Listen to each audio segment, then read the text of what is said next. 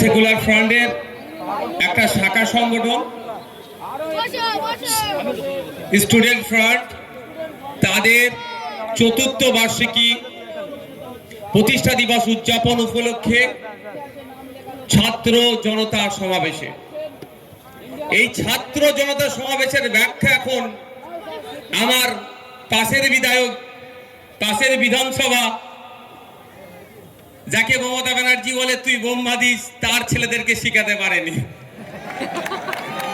আমি ভাবছি এটাই পশ্চিমবাংলার শিক্ষা ব্যবস্থা কোথায় নিয়ে গিয়ে দাঁড় করিয়েছে মমতা ব্যানার্জি মহাশয়া। ছাত্র জনতা সমাবেশের ব্যাখ্যাটাই তারা করতে পারছে না, তাদের দাঁত ভেঙে যাচ্ছে, তাদের পেন ভেঙে যাচ্ছে। কদিন আগে আমি এসআইআর এর ফর্ম ফিল আপ করছিলাম, অনেকের রাগ হয়েছে। আমি এতটুকুই কথা বলেছিলাম, শিয়াল তখনই আঙুর ফলকে টক বলে যখন ও বাটা ফর্ম ফিল আপ করতে পারবে না, পেন দিলে পেন ভেঙে ফেলবে, ওই জন্য নওশাদের উপরে রাগ। বন্ধুগণ, এই সমাবেশটা শুধু ছাত্রদের সমাবেশ নয়, এই সমাবেশটা অভিভাবকদের সমাবেশ। এই সমাবেশ থেকে আওয়াজ উঠবে, ওবিসির নামে যে বিচারিতা চলছে পশ্চিম বাংলায়, সংখ্যালঘু যুবকদের শিক্ষার ক্ষেত্রে যে বৈষম্য হবে, চাকরির ক্ষেত্রে যে বৈষম্য হবে, আজকে এই ছাত্র জনতা সমাবেশ থেকে রাজ্যের মুখ্যমন্ত্রীর কাছে বার্তা দিতে চাই যে ওবিসির নতুন লিস্ট আপনি পার করেছেন, অবিলম্বে এটাকে প্রত্যাহার করতে হবে, নির্দিষ্ট গাইডলাইন মেনটেন করে নতুন ওবিসি সার্টিফিকেট পাবলিশ করতে হবে, লিস্ট পাবলিশ করতে হবে।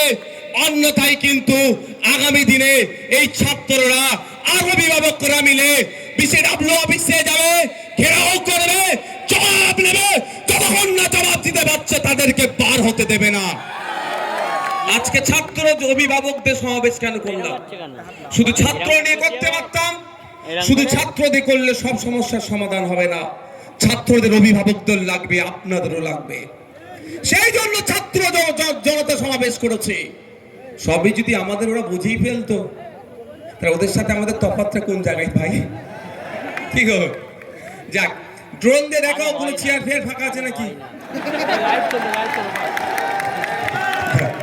ভাই? কাউকে 500 টাকা বিরিয়ানি প্যাকেট দিয়ে এসছেন নাকি কেউ?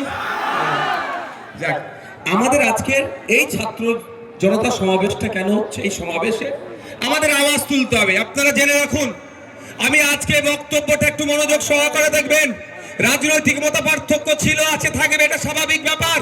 আমরা যে গণতান্ত্রিক পরিবেশে বসবাস করি, আমরা গর্ব করে বলতে পারবো আমরা যে দেশে থাকি, এই দেশের রেজিস্টার্ড পলিটিক্যাল পার্টির সংখ্যা হচ্ছে 2200 থেকে 2500। তো গর্বের বিষয়, সারা পৃথিবীতে যেখানে গণতান্ত্রিক সিস্টেম আছে, যেখানে ভোটিং সিস্টেম আছে, সারা পৃথিবীর রাজনৈতিক দলগুলো একদিকে রাখবেন, আমার এই মহান ভারতবর্ষের রাজনৈতিক দলগুলো আলাদা রাখবেন। সারা পৃথিবীতে যত দল আছে, ভারতবর্ষে তার থেকে বেশি দল আছে, এটা গর্বের বিষয়। সুতরাং রাজনৈতিক মত পার্থক্য থাকবে, আদর্শগত মত পার্থক্য থাকবে, থাকাটাই স্বাভাবিক। কিন্তু যে ডিমান্ড নিয়ে আজকে ছাত্র জনতার সমাবেশ হচ্ছে, এই ডিমান্ডকে আপনি এড়িয়ে যেতে পারেন না। আপনারা শুনলে অবাক হবেন, 2011 সালের আগে যে ওবিসি গুলো ছিল সেইগুলো ঠিক থাকলো, 2011 সালের পরে অনেক ওবিসি সুপ্রিম কোর্টে পর্যন্ত গিয়ে ধাক্কা খেলো। তারপরে রাতারাতি মমতা ব্যানার্জি দেখলাম নতুন করে সার্ভের নামে নাটক করে একটা কমিটিকে বসিয়ে দিয়ে কিছু ওবিসির লিস্ট পাবলিশ করেছে। ওই লিস্ট খুলে যখন আমরা দেখলাম সংখ্যালঘু মুসলিম সম্প্রদায়ের ছেলেমেয়েরা উচ্চ শিক্ষার ক্ষেত্রে চরম বৈষম্যের শিকার হবে, মহিলারা উচ্চ শিক্ষার ক্ষেত্রে চরম বৈষম্যের শিকার হয়ে যাতে সাথে সাথে আবার আমরা কি দেখলাম, চাকরির ক্ষেত্রে ওবিসি যে সর্বনাশ করেছে, সংখ্যালঘু মুসলিম সম্প্রদায়কে খুঁজে পাওয়া যাবে না।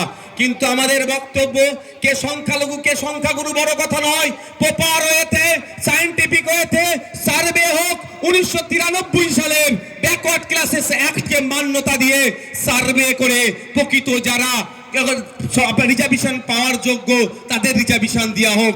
কিন্তু মমতা ব্যানার্জি আরএসএস এর কথা শুনে, নাগপুরের কথা শুনে পশ্চিম বাংলার সংখ্যালঘু মুসলিম সম্প্রদায়ের ছেলেমেয়েরা আগামী দিনে যাতে না চাকরি পায় তার ব্যবস্থা করে দিয়েছে।